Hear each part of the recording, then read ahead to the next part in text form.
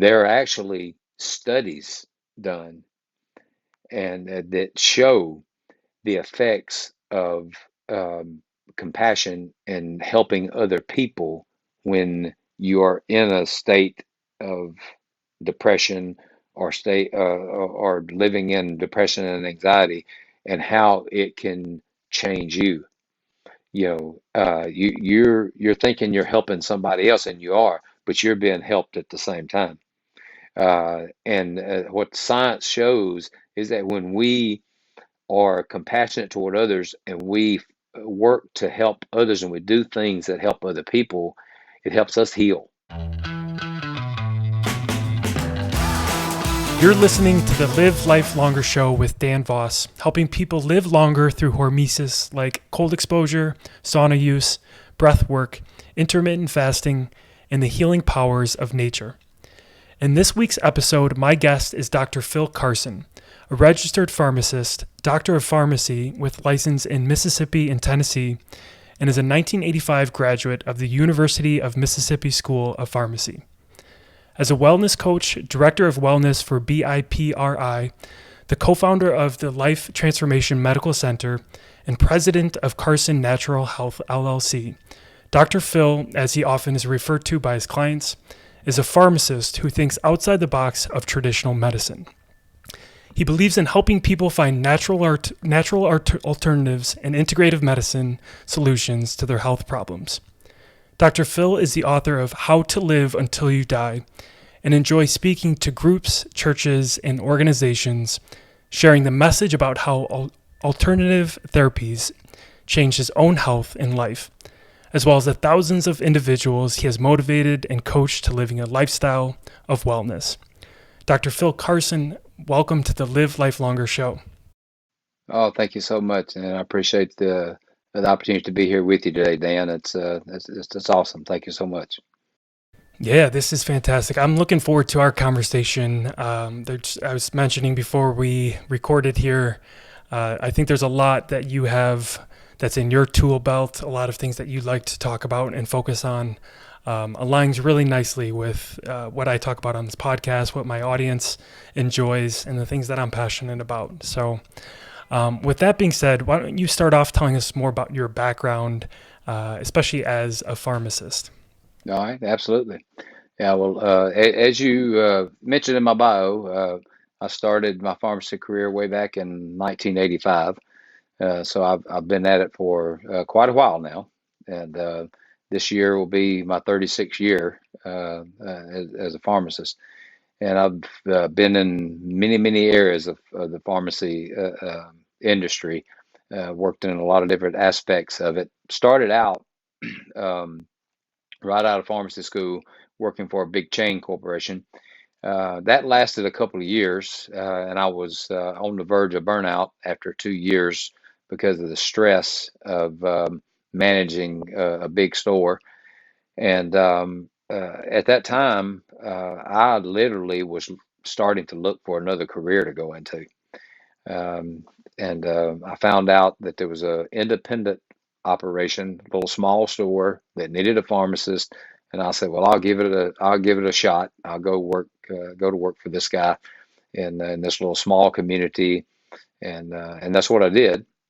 And stayed in pharmacy, uh, overcame the issues with the stress I was dealing with because the operating, it was a totally different type of operation. So but there was still a lot of stress in my life from other things going on in family and other situations. But the stress was literally um, killing me, and I didn't realize what it was doing to me. And I started to have major digestive issues, and I was taking several medications trying to keep that under control. I was drinking a couple bottles of antacid every day because of the severe gastritis and gastric issues I was dealing with. And it was all stress related and diet related because of the nature of the pharmacy business. We weren't able to take lunch breaks. We had to keep store open, the whole time. And fortunately, a lot of that's changed now for pharmacists. But back in the day, we didn't get lunch breaks. We had to eat on the run, whatever we could eat. And that's all that stress, poor diet, all that was affecting my health in a major negative way. And I walked in a bookstore one day and discovered a book that had just been released. There was a big display in there, and it was a book on natural medicine. And I tell people all the time, when I went through pharmacy school, I was taught the history of natural medicine, not the application of it. So this book kind of intrigued me. I picked it up, started flipping through it, and I saw some information in there on digestive issues. And I said, I want to get this book. So I bought it, took it home, started applying the information that was in there. And this book was written by an MD, by a Dr. James Balch, and his wife was a nutritionist. They co-wrote the book. So based upon the advice he was given, the things that he was saying to try, I said, I'm going to give it a shot. I did, and it changed my life. I was got off all the medication I was on, didn't have to drink antacids every day, and put me on a path to better health. And I said, I want to learn more. So I started digging more into natural medicine and started taking courses, got multiple certifications in all kinds of holistic therapies, and started applying all these things to my practice, telling my patients about it, the things I was learning, begin to see their lives being changed and them and their symptoms being relieved, and it was pretty amazing. And I tell people I don't recall having very many people, if any at all, coming into my pharmacy and thanking me for giving them uh, dispensing them a medication that gave them side effects, because most of them do of some kind or another. But I had multiple people coming in and thanking me for the natural product that I recommended to them, or for the herbal or the homeopathic or whatever it was that got them well, that made them feel better, and kept them off of a medication, or helped them to get off one that they might have been on. So I was a pharmacist who went outside the box back in the back, years ago, and I kept moving in that direction, and now I'm not behind the counter anymore. Haven't been for several years. I've worked in clinical settings with doctors, doing wellness programs, and basically since COVID, I've been doing everything telehealth and doing everything online, and coaching, doing health coaching from my home. So that's my journey in a nutshell, pharmacy wise. Yeah, I love that you have that background of traditional medicine and then you came across this approach of natural medicine and natural pharmacy. What are some things that we need to know about when it comes to like when are traditional drugs appropriate? And then B, what do we need to know about what a natural pharmacist does? Yeah. Okay. Well, as far as the what's appropriate, I'm not anti-drug, not anti-medication. Drugs have saved a lot of lives and kept people, provided a better quality of life for people. And that's one of the great things about them, what they do. But unfortunately, there's a thing that we call in the medical industry called polypharmacy. And there's so many people that are overprescribed medications. They end up on, half a dozen, a dozen different medications or more. I did nursing home consulting for a while. As part as one phase of my career, I was doing consulting in numerous nursing homes and reviewing charts every day. And I would see people on 15 plus meds, just crazy, ridiculous. Um, but the appropriate use of them for people who are in a crisis situation, or people who are having some type of symptoms that they just need some relief. They need help. The pain medications, the arthritis medications, to give people some relief for a while. Or one example, or people that are struggling with high blood pressure for some reason. They need a medication to get that under control to keep them from having a stroke.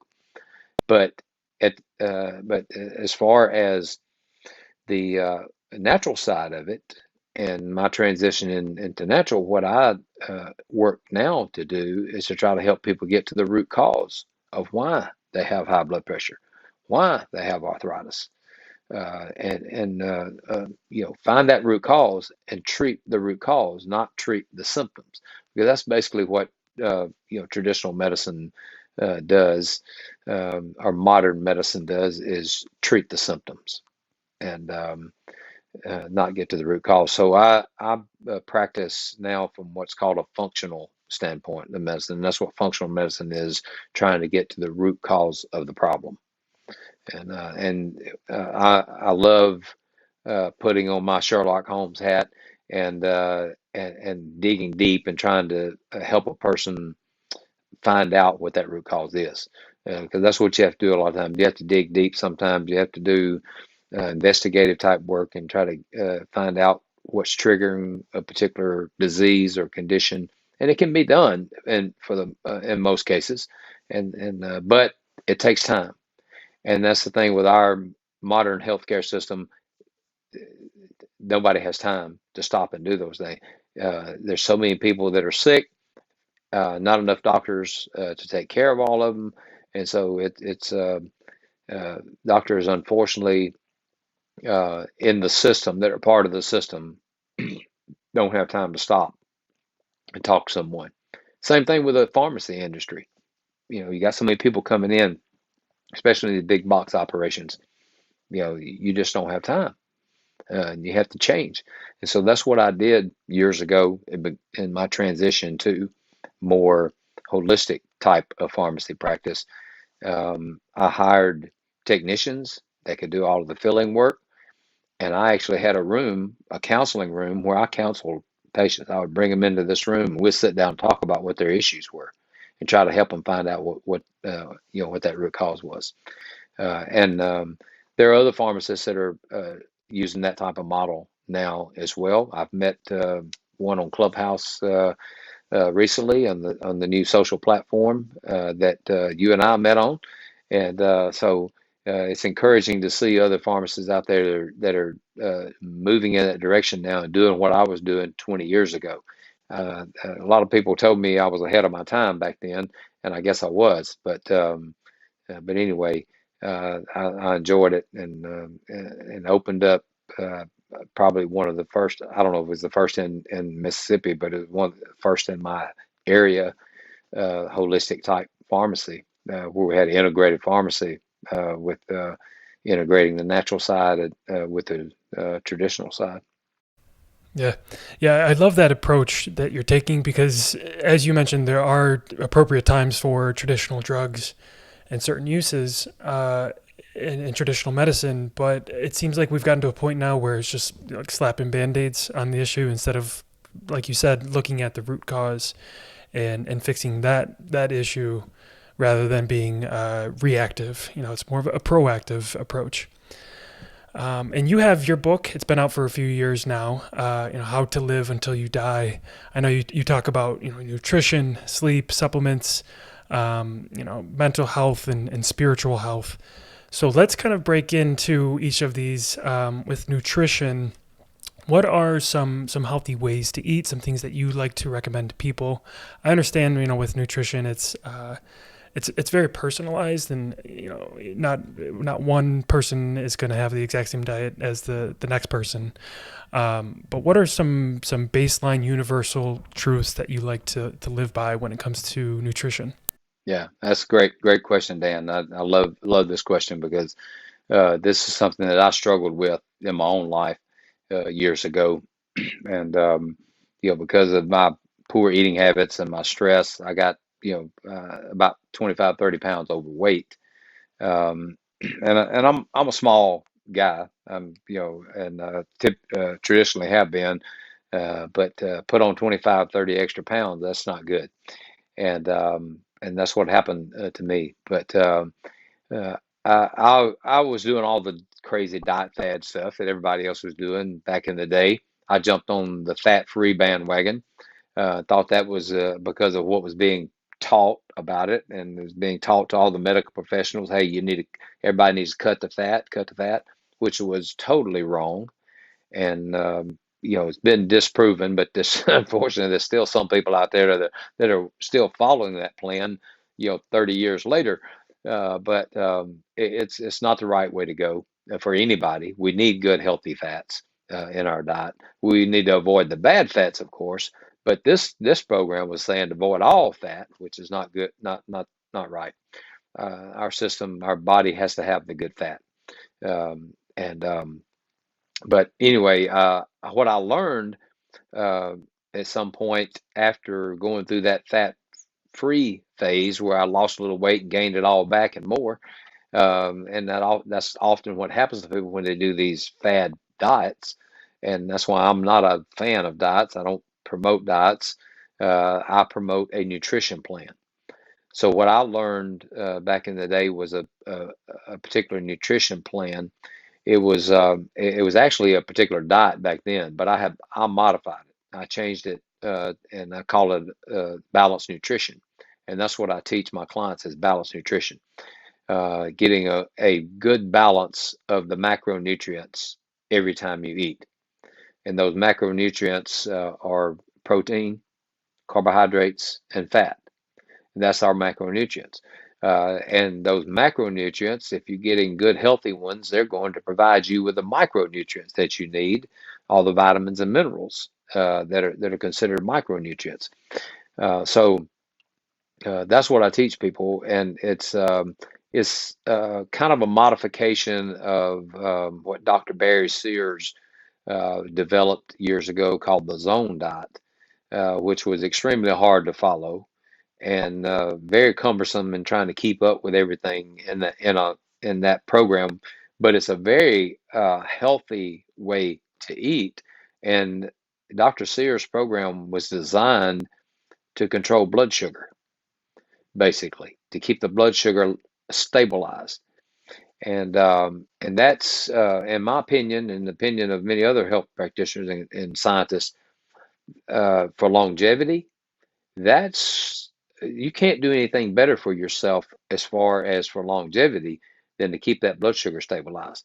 And you know as well as as the rest of the world knows, we don't have a pandemic, we have an epidemic of diabetes in the world, but more so in the United States because of this what's called the SAD diet or the standard American diet that so many people are following, which is driving blood sugar levels up continually, causing people to develop insulin resistance, and therefore that progresses into diabetes.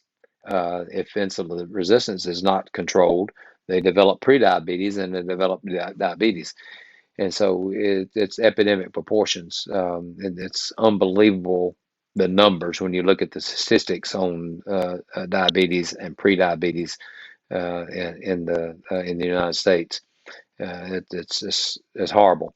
But anyway, this nutrition plan helps keep that blood sugar stabilized. I was listening to, I think you'll find this interesting, Dr. Michael Rosen the other day, who is the director of wellness for Cleveland Clinic in Cleveland, Ohio, very famous research clinic. Dr. Rosen was talking about this very thing, that keeping the blood sugar stabilized is one of the keys to longevity. And so that's what my nutrition plan does. It helps keep that blood sugar stabilized, where you're not getting spikes and then drops, spikes and drops. And that was one of the things that was happening to me years ago before I discovered this plan. I was on that sugar roller coaster, and I would get episodes of what they call hypoglycemia, where the blood sugar would drop too low. And I hurt a lot of people's feelings when that happened because I would get hangry and not even realizing what was going on. But that's what happens to so many people that are following the wrong kind of diet or nutrition plan. But that's what I teach, and I love it. I love seeing the results that people get from it, as far as weight loss, getting their blood sugar under control, getting off of medications, getting their cholesterol under control, because that's another thing too. That's one of the things that drives cholesterol numbers up is sugar and blood sugar, high insulin levels. I do think that's one area, and I don't want to necessarily cover COVID too much here, but I think that's one area that maybe hasn't been talked about enough is nutrition, especially in Western culture. The lack of nutrition, the poor eating habits that we have, and how it's leading to so many different chronic illnesses.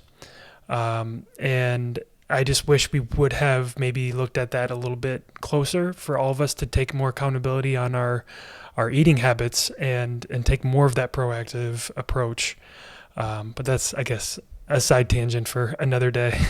Oh yeah, yeah. Well, I will mention something, add to that just briefly. I was in the room on Clubhouse Saturday with an ICU physician from Canada, and he alluded to what you just mentioned, is that when they were all the COVID cases that were coming in initially, that's one of the things that they saw in common with most of the patients, is that they were obese, they were out of shape, they were unhealthy to start with, and he said actually one of his cohorts in the hospital there, another physician that he worked with, observed that as well, and he was one of those people that was unhealthy, out of shape. He said he lost 30 something pounds right away because he saw what was happening. I may have been in that same room on Saturday with you because that sounds very familiar. I think what people don't realize too is that when we do get out of COVID here, it's not like that's going to be the last pandemic that we ever face. There's likely going to be another one or several in the hundreds of years, to come here. And to your point about being in an epidemic of high diabetes rates and all kinds of other chronic illnesses, I think hopefully this is a good wake-up call for people to realize we have to take matters into our own hands and start living healthier rather than relying on the system of whatever system that may be. Absolutely. Well, that's what I preach and teach all the time. That's why I wrote the book, How to Live Until You Die. The 7 keys to living happy, healthy, and whole, is to encourage people to be proactive with their health, to start down that path and continue down that path of living a healthy life and making changing their lifestyle habits, and that's something that I talk to people about all the time, is being proactive. And one interesting thing in relation to that is that there have been some studies done in your neck of the woods up there at Northwestern University. A few years ago, there was a long-term study done as they followed these people for years, with their lifestyle, their diet and their lifestyle, to see if it would have any effects on their genetic profile, their genetic makeup. And bottom line, a conclusion of the study showed that yes, lifestyle trumps genetics. And so I tell people that all the time, because people tell me, "Oh, my grandma's got diabetes. I'm gonna have diabetes," or "My grandfather died of a heart attack. I guess I'm probably gonna have heart disease too." And I said, "No, you don't have to." I said, "You can prevent that. You can start living a life now, change your lifestyle, live healthy, take care of yourself, and you don't have to go down that path that they went down." I forget who I was talking to. It was earlier this year, someone on my podcast, and we were talking about how when you go to the doctor's office and you're talking to your doctor, they typically ask if your mom or your dad have any kind of conditions, diabetes, cancer, history of cancer in the family, and any other number of chronic illness. And it's not necessarily because they are worried that if your mom had diabetes, that you may have diabetes now. It's because of how you were the home that you were brought up in, and the foods that you were eating are likely very similar to what your parents have always eaten. So I just found that interesting. It furthers your point that it's not necessarily our DNA or our genes; it's more lifestyle and our habits. I do find it encouraging. During this time, I'm finding more people talking about improving our immune system, which is exciting. It's being talked about more than I think in a very long time. And one other key area of health and improving our immune system is sleep. And I think that's something that maybe is often overlooked. And that's something that we can all improve, right? Like literally overnight. We can all start making kind of changes to how we get better sleep. So, what are some things that you like to focus on and talk about as it relates to better sleep? Yeah, absolutely. I love this subject. That's why that's just one of those seven keys in my book. I devoted a whole chapter on sleep and the importance of sleep.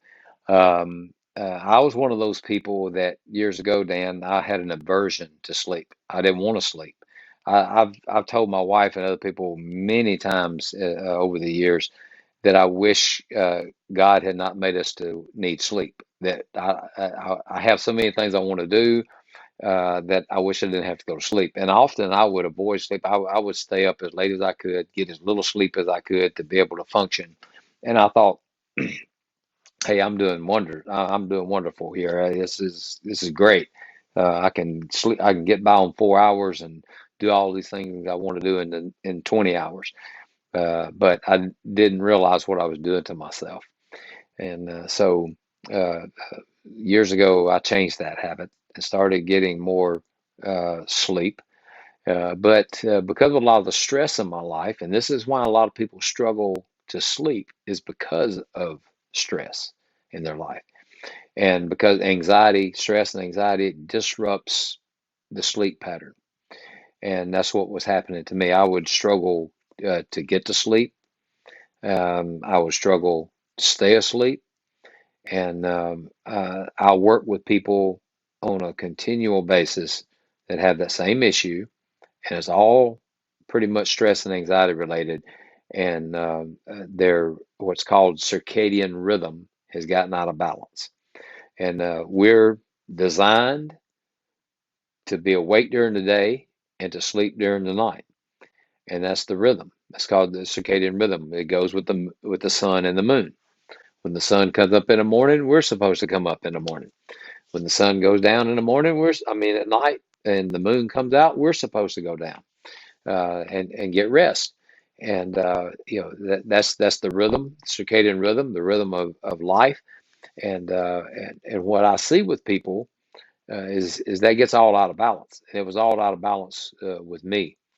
So what I encourage people to do is start doing things they can do physically to improve that.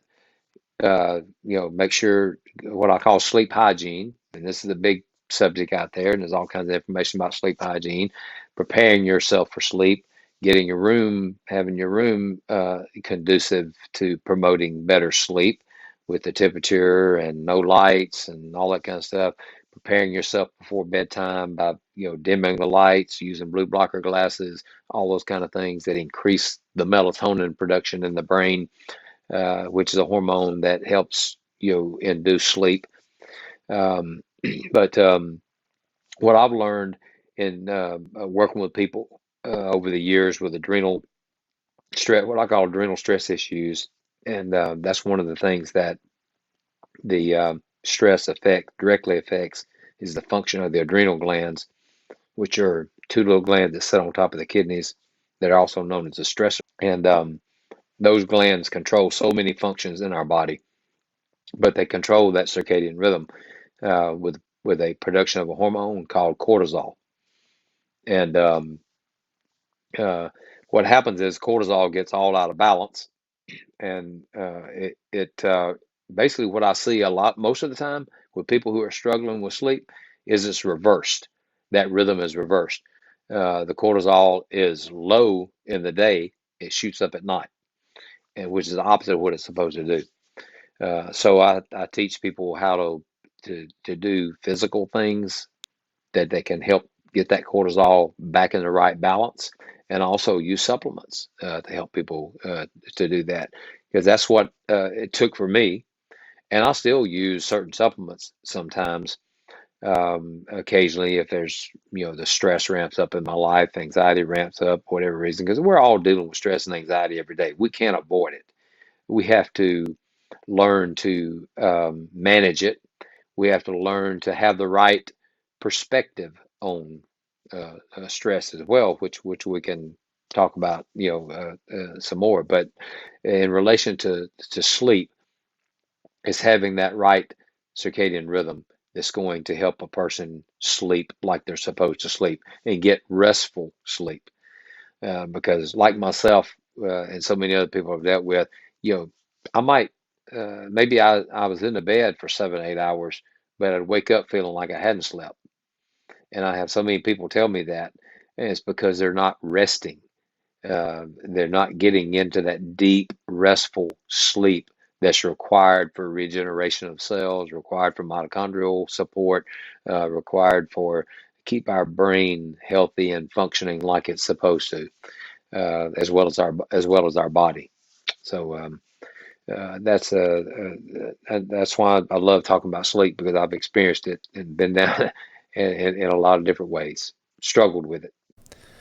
Yeah, much like nutrition, especially in Western culture, I see sleep being an issue that it's been on the decline over the last several decades, and I think a lot of that has been related to the stress that we have in our lives, right? The lifestyle that we're living, we're constantly doing things and going to meetings, especially pre-COVID, where we're just like constantly on the run, going to this place to the next place, and answering all these emails and calls and texts, and our minds are constantly stimulated.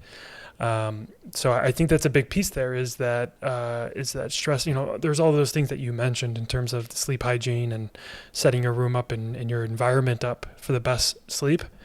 But I think, to your point, the big piece there is, reducing that stress and anxiety, and taking care of our mental health, so that when we do our head hits the pillow, we can actually get restful sleep.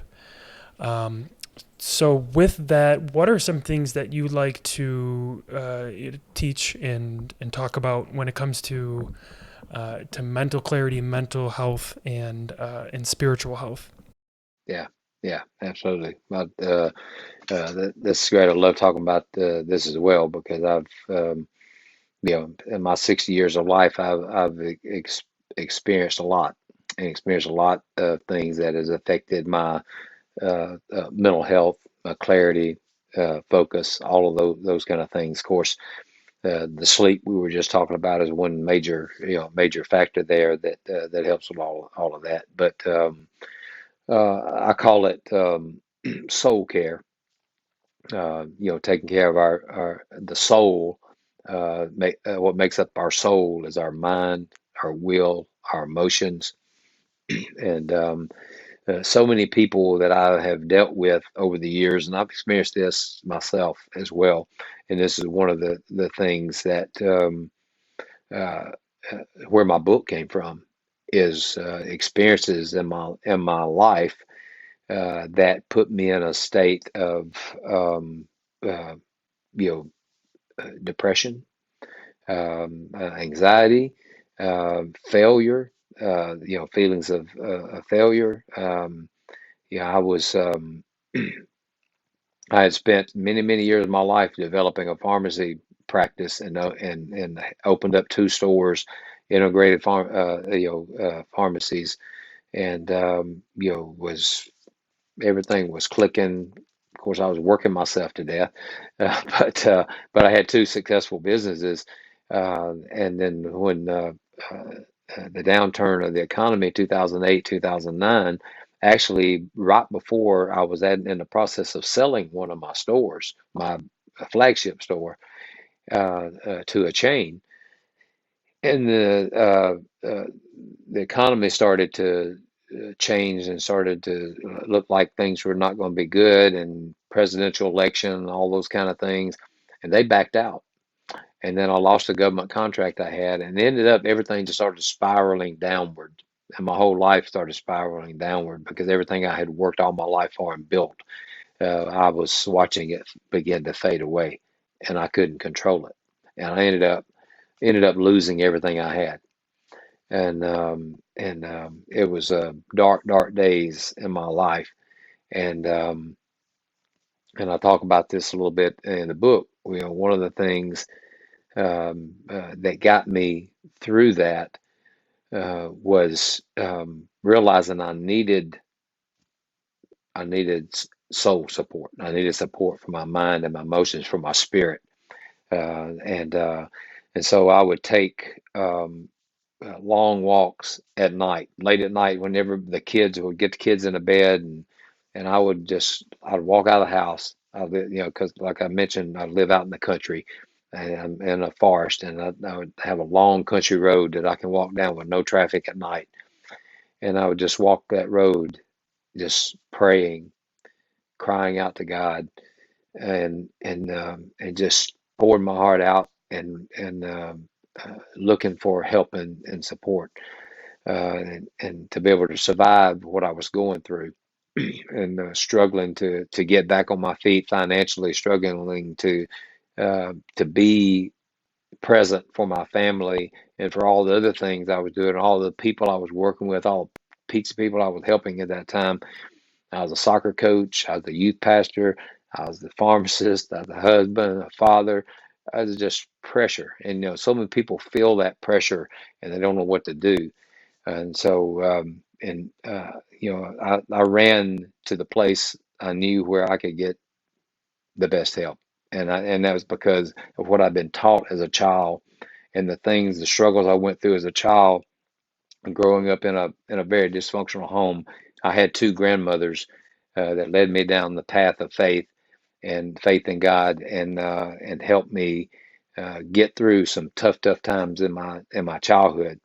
And so those long walks at night, talking to God, pouring, letting my emotions pour out of me, was healing to me, and kept me going through that tough time. And so many people, run to looking for help in the wrong direction.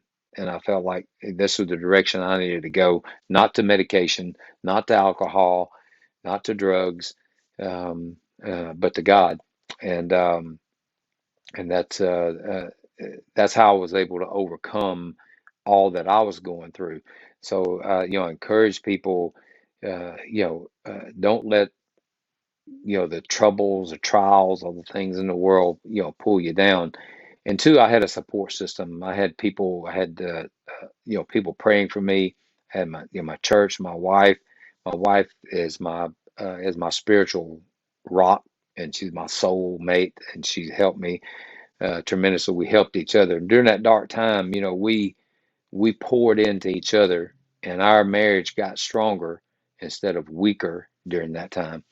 And so that was a big help for me. But uh, we all deal with things in life. All of us, we all have struggles, and I could sit here and tell you what I just told you was not the only thing that was happening in my life at that time. I'll just say, during that time that I lost my business, I lost everything. My dad was diagnosed with leukemia. My mom was almost killed in a car wreck. My oldest son came home one day and said, I found my wife uh, with another man. It's just all this stuff was hitting all at the same time. And sometimes we just get bombarded and we feel overwhelmed. And it's that soul care that helps. But what I was about to get at a moment ago is a lot of people I've dealt with over the years. Their physical sickness is because of their soul sickness. They they're soul sick, and it's making them physically sick. And they're soul sick because of all the things that have happened to them in their life, or maybe somebody's hurt them. And that's what I was hurt a lot in a lot of different ways as a child, in business. People that did me wrong, people that stole from me, people that took from me. A lot of you know hurtful things were done, a lot of hurtful things said, and I had to deal with all that.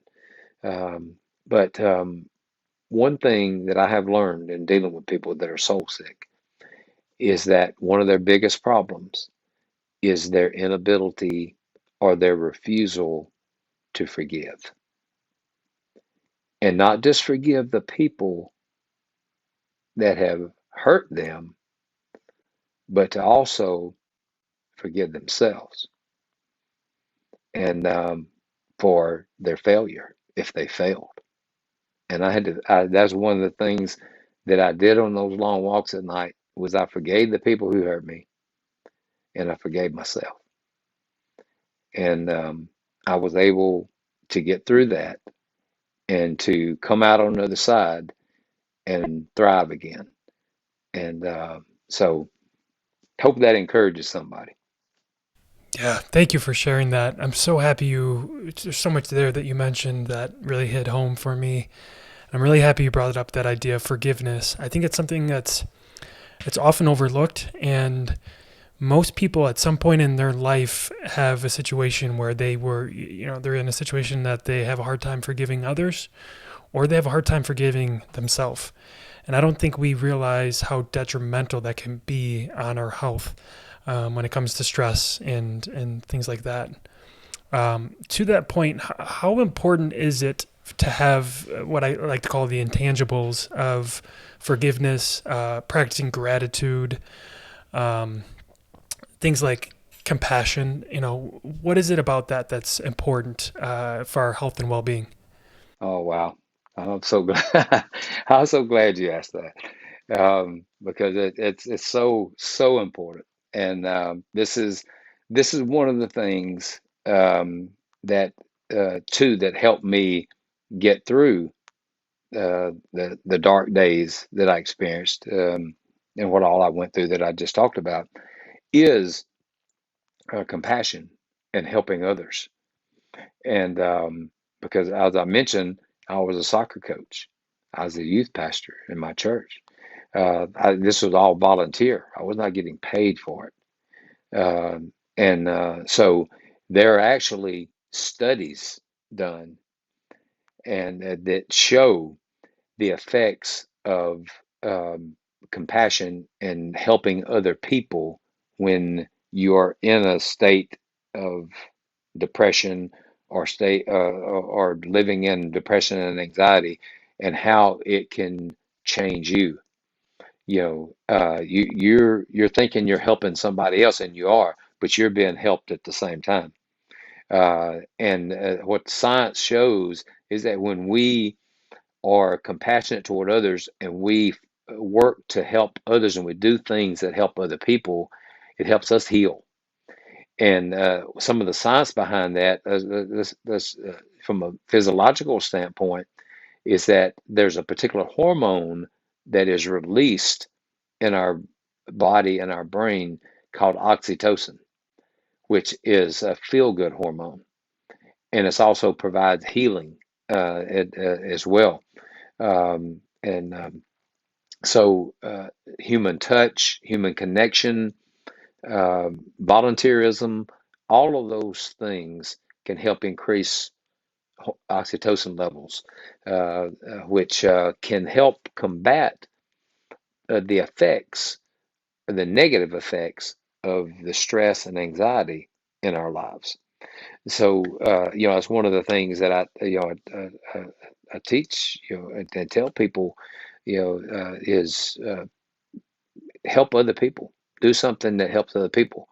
And you mentioned gratitude too, and that's another thing, being grateful for, you know, what you do have, being grateful that you're alive, being grateful that you have a spouse, uh, or friends or family or somebody that cares for you and loves you, regardless of what you're going through, regardless of what you've done, or regardless if you failed or not. They still love you. They still care for you. And we have a God that cares for us, and no matter what, be grateful. Find something to be grateful for. But that and finding somebody that you can help. I heard somebody say this years and years ago, and I never forgotten it. He said, he said, there's a cure for depression, and it's helping somebody else that needs help. And so that's one thing that I encourage people to do when they're feeling that way, or they feel like they're beginning to go into that state of mind. Find somebody you can help. Go volunteer somewhere. Go to a soup kitchen. Go to a food pantry. Go, do something to help somebody else. Go to a nursing home and talk to people. It's just so many things you can do to help somebody else. Yeah, it's very healing. Yeah, so thank you for asking that, Dan. That's awesome. Of course. I love that. I think it's so important. And I find myself too, it's funny you mentioned everything you just said. When I'm having a bad day or I feel like I'm in a rut or having a bad week, I do try to go out and do something that's good, good deed. And it's remarkable how it just flips your perspective on life. You all of a sudden realize, okay, I can get through this, or let's remember all the good things I do have in my life. It's really important stuff. Very good. I want to cover the idea of longevity a bit here, because that's a shared interest that we both have. What is it in terms of what you're incorporating into your life to potentially help you live longer? Yeah, yeah, that's a great question. Well, it's many things, and all the things that I write about in my book are things that I do, myself. And I tell people all the time, I feel like on the trajectory I'm on right now, I'm going to live past 100. But whether I get blessed with that or not, it's not the number of years that I get blessed with. This is important to me as the quality of life that I have in the years that I do get to live. I want to have a great quality of life, so that's why I take care of myself. I do all the things that I talk about in my book, where I eat right, I exercise, and I get to sleep. I take supplements that I need to take to supplement things I may not get in my diet, and I take care of my soul and my spirit. And that's one thing I try to keep it all in balance. And that's one thing I was talking to somebody the other day about this, that you've got people that they're keyed in on taking care of their bodies, and they're physically fit and they eat well, but they're neglecting the health of their soul or their spirit. So my philosophy is that we're three-part beings. We're body, soul, and spirit. We got to work on all three of them. We got to keep all three. And that's I think when you do that, you increase your chances of living much longer. And when you're taking care of all three aspects of your being and not neglecting one or two of them, as so many people do. And it's that lifestyle. It just becomes your lifestyle. And it may be difficult for some people in the beginning to start doing certain things or change things, change habits, but it's worth it. It's worth it for the quality of life that you would get. I turned 60 years old a few months ago, and I'm on no medication, and don't foresee ever having to get on any medication right now, because I go get my checkup. All my numbers are perfect, um, and and it's a result of living a balanced lifestyle, and I have no doubt about that. And I encourage people, put forth the effort, start somewhere, and I talk about this in my book with exercise. Start with a little bit today. Maybe you walk a few steps, or you walk a half a mile, or whatever you can walk. Walk a little bit more the next day, a little bit more the next day, and improve. And eventually uh, uh, you'll reach whatever goal you set for yourself. But you can't just jump right from one point to the next. You got to work your way there progressively. Yeah, I love that idea of taking small steps, because I think some people think that they have to fix everything overnight, and they have all these things that they have to work on, and this person's telling me to do this, and I got to do this, and I got to, change this in my life. And then that's just going to add more stress, which defeats the purpose. So I think it's important to start small, make those small changes over time. And after a year, you'll look back and realize how much progress you've made. In talking about taking the small steps, I want to tell you a quick story about my dad that I mentioned earlier that was diagnosed with cancer, leukemia, when I was going through, those dark days of my life. He got to where he was pretty sick, and he was not doing well at all. And what he had was what they call chronic lymphocytic leukemia. It's called CLL, and it's a slow progressing type of leukemia that people often live, for many years after that diagnosis. But he was getting pretty sick. It was, he was wanting to give up on life, and so I encouraged him, to change his diet, start eating better, to start trying to get some exercise, even though he didn't feel like it. And he really wouldn't listen to me because, family won't listen to you when you most of the time. But somebody else came into his life and that had leukemia, and told him what he was doing. And he told him that exercise and some other little health tips that he had done made a huge difference in his life, and he felt so much better. So my dad said, okay, I'll give it a try. So he started walking. The first time he walked, he could only go a few steps, but he kept going. Every day he would increase his steps and increase his steps. And before he knew it, he was walking 4 miles a day. Wow. And a couple of months, 2 or 3 months before that, he was wanting to die. Yeah. And he ended up living for several more years. He actually just passed away 2 years ago. Actually, it's 2 years ago Sunday. Wow. No, I mean Saturday. Wow. And this past Saturday. But he had a much better quality of life because he made the choice and decision that, hey, I'm going to get up out of this bed, I'm going to get up out of this chair, and I'm going to start walking. And it's incredible. It made a huge difference. But anyway, I thought I'd tell that little story, encourage somebody that just taking those small steps, starting out, get started. Yep. You got to start somewhere. That's right. I love that. Thank you for sharing that. That's a really powerful story, and I think a lot of people can relate to that, where they feel stuck, or they feel like they have no hope, or whatever they're doing is not working, and they just kind of give up on things. And really, really powerful message. I appreciate you sharing that.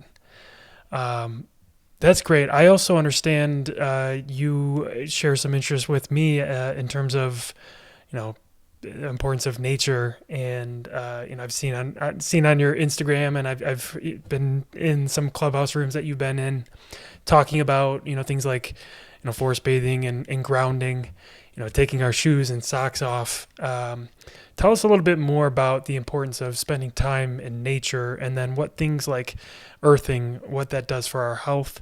I'm also big into cold exposure, ice baths and cold plunges. What do you have for us there? Yeah, absolutely. Well, one of the key things there is that's one of my grounding, earthing is one of my 8, what I call my 8 keys to overcoming stress and anxiety. And just getting in nature, getting outside, getting your bare feet on the ground. When we were kids growing up here in the South, where I have lived all my life, we were outside barefooted when we were kids in the summertime, running around in the grass and playing, rolling in the grass, playing in the woods. That's one of the things that I love. In the summertime, we camped out in the woods all the time. And we had a big forest, next to the subdivision I lived in, and we would take our little pup tents and go pitch a tent out in the woods and build a fire and camp out at night.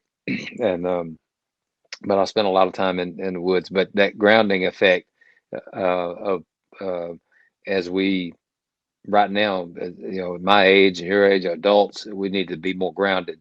And they need to be more grounded in a lot of ways. But grounding to the earth is what we're talking about here. Reconnecting your body to the earth. We're we're made from the earth. We're made out of dirt and water, and yeah, putting our bare feet on the ground as we were made to do, and reconnecting ourselves with earth, it just helps get more centered, get more balanced, physically, emotionally, spiritually. It works on every aspect of our being when we reconnect and connect ourselves with God's creation. So I love hiking. I'm a hiker. I love hiking the mountains, and done a lot of that over the years. Enjoy it. I love hiking through the woods, just going to a hike through a forest Mm. and just exploring and those kind of things. So yeah, I could go on and on about that all day long. But Yeah. the physical, mental, and spiritual aspects of it, are very rewarding and Yeah. very very helpful for our health and keeping us healthy throughout life. Yeah, I'm enjoying some more of the mental health aspects of it because I think a lot of people like to talk about some of the science in terms of what it does for our physical health. And we also, we don't necessarily think of right away that it really helps with that mental health piece of going out and just kind of giving away any anxiety you have when you're in nature, just letting go. And for me, it's been very therapeutic, and it all kind of trickles down, right? When I get out and I can have that stress relief in nature, I notice there's other aspects of my life that all line up nicely because I'm focusing on that one core piece of everything we've been talking about here today, is that spiritual health, that health of our soul, the health of our mental well-being. It all adds up and is connected. So very cool. I love it. Before I get to my last question or two here, where can people find out more about you, Dr. Phil? I understand, with your book, we were talking before about doing a little giveaway. Where can people go to learn more about you and learn about that giveaway? Oh yeah, absolutely. Well, philcarsonwellness.com is my website, philcarsonwellness.com. And anybody wants to go to that site, at the top of the page, they will see a little tab that says free guide, free stress and anxiety guide, or whatever. Click on that, and they can download my free guide that I call Dr. Phil's 8 Keys to Overcoming Stress and Anxiety. Some of the things we've touched on today, but there's 8 things that I list there that are physical things that people can do, simple techniques, simple things that they can incorporate into their lives that can help them in overcoming the stress and anxiety. Things that I have practiced myself and in my own life that have helped me tremendously. And some I've mentioned in our interview today, but encourage people to go get that. And the first 7 people who go and download that guide, I will send a free copy of my book, How to Live Until You Die. Awesome. And I'll have all of that linked up in our show notes too for people to easily access that. I appreciate you sharing that and your generosity with that. So a question I like to wrap up with is around longevity. We were talking about that a bit, and I appreciated your answer of, it's not necessarily a number of how long you're going to live. It's more about that health span, right? The quality of life that we have in those years. But overall, why is longevity important to you, or even to the topic of quality of life and health span? What is it that's most important to you when it comes to living longer and living in a higher quality life? I would have to say, Dan, my biggest why is my family. And I love my family. I've got a gorgeous wife that I want to be with as long as I can, and I have 5 amazing children, and I've got 3 grandchildren currently. I expect to have a lot more with 5 kids. All the 3 I have now have been produced by one of my children, and so I've got two that are married right now, and one's produced 3 so far. So of the grandchildren, but I'm expecting to have a lot. I want to be here for them. I want to be able to experience that. I want to be able to I want them, my grandkids, to grow up knowing their grandfather, Love that.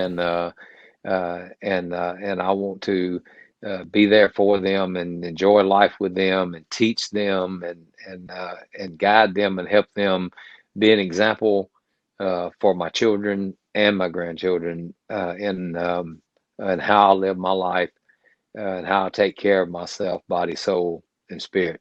And and that's my biggest why. Mm. And also helping other people that are struggling. As a healthcare provider, that's every good healthcare provider I know, that's their passion, is to help people Mm. and to give people a better quality of life in whatever way they can. And I, one of the things that drives me is seeing people that are struggling and hurting and looking for answers come to me, and they sit across the desk from me, or they sit across the screen from me in this COVID world of telehealth, and and they have tears streaming down their face Wow. because of what I've just shared with them, and they look at me. I get emotional thinking about this, but they look at me and they say these words: "You have given me hope." Mm. Nobody's given them hope before. Nobody's given them a chance. And because of things that I've shared with them that they can do, that they can start in the motion in their lives, they feel like they've got hope now, that Wow. things can change, that things can get better. And when I have somebody tell me that, that just it fuels my passion even more, Mm. and fuels my drive even more to want to help as many people as I can.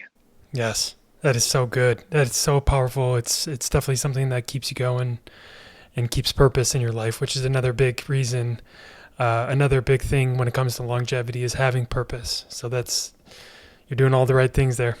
Yeah, that's great. Well, Dr. Phil, thank you so much for your time today. I really enjoyed our conversation, and you coming on really means a lot to me. So thank you. Yeah, thank you, Dan. I've really enjoyed it. I appreciate the invitation and wish you much success with your podcast and helping people live longer. Thank you very much. I appreciate that. You have a great day. Yeah. All right, you too. Thank you.